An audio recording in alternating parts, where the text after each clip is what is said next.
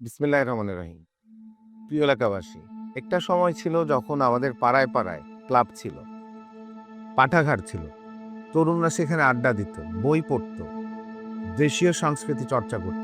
কিন্তু আজ ঢাকা শহরের অন্যান্য এলাকায় সাংস্কৃতিক কেন্দ্র থাকলেও আমাদের শ্যামপুর কদমতলীতে মনের খোরাক মেটানোর মতো কোনো জায়গা নেই।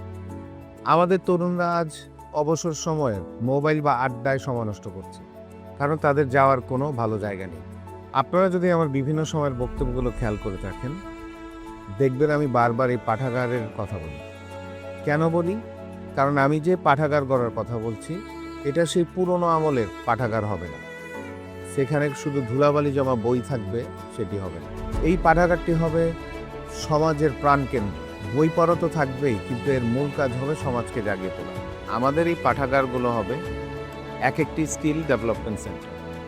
এখানে প্রচুর বইয়ের পাশাপাশি হাই স্পিড ইন্টারনেট ও কম্পিউটার ল্যাব থাকে।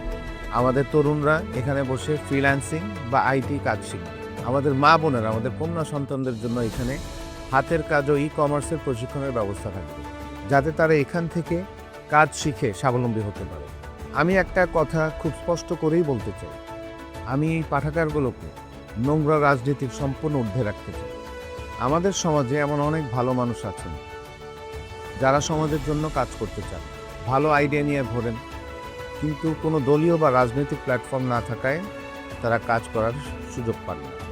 আমি সেই সব সমাজসেবী ভাই বোনদের বলতে চাই, এই পাঠাগার হবে আপনাদের প্ল্যাটফর্ম।